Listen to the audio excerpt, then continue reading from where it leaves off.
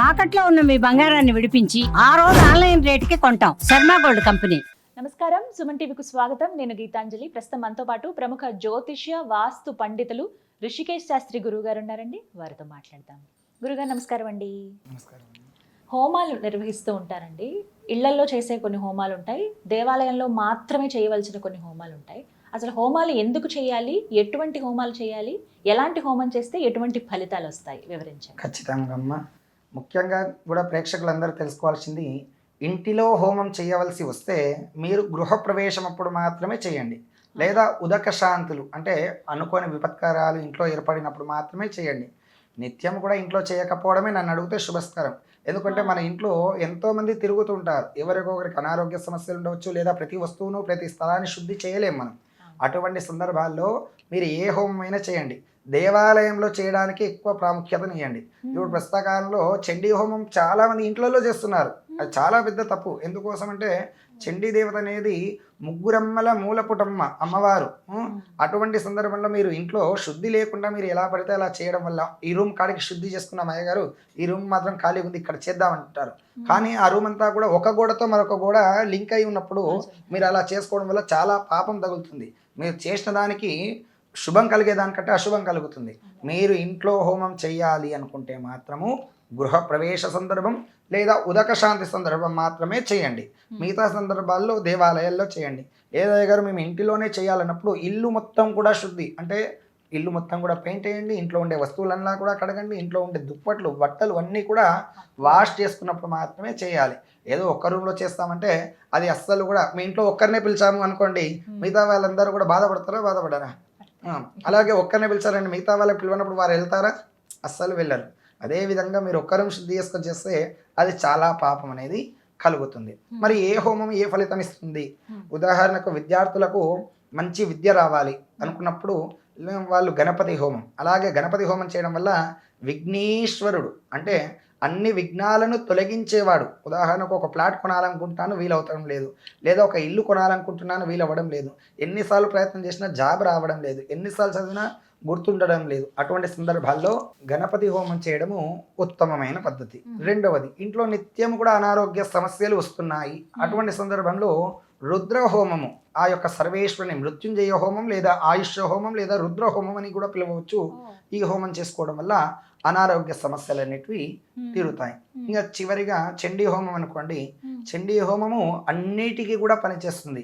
అంటే ఉన్నత పదవి, ఉన్న స్థితి కంటే కూడా ఉన్నతంగా మారాలి. చూడండి, ఇప్పుడు పుస్తకాల్లో బాగా ట్రెండ్ అయిపోయింది.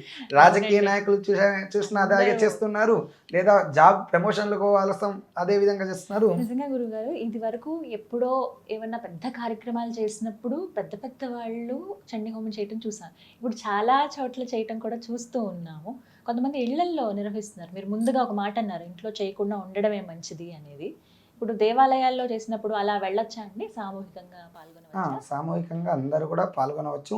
కానీ చండీ హోమం చేయాలంటే మాత్రం ఖచ్చితంగా గుర్తుంచుకోండి, ఇల్లు శుద్ధి ఉంటే తప్ప మీ ఇంట్లో చండీ హోమము చేయకపోవడమే ఉత్తమము.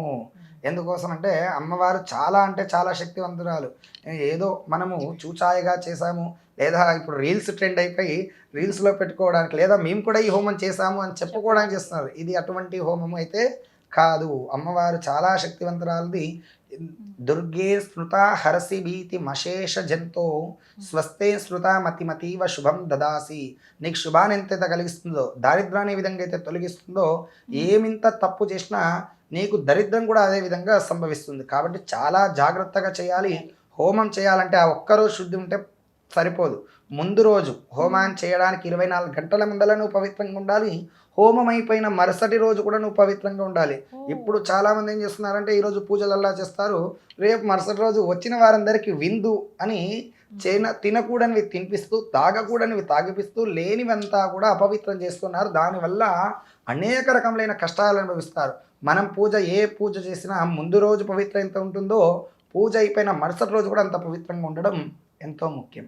ఒకవేళ దేవాలయాల్లో జరిగినప్పుడు వెళ్తే అప్పుడు కూడా ఇవే నియమాలు పాటించాలండి? దేవాలయానికి వెళ్ళినా కూడా ఇవే నియమాలు పాటించాలి.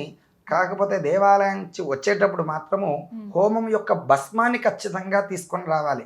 హోమంలో వచ్చే భస్మము ఎంతో పవిత్రమైనది. ఎందుకంటే హోమంలో ఏది పడితే అది వెయ్యం మనం.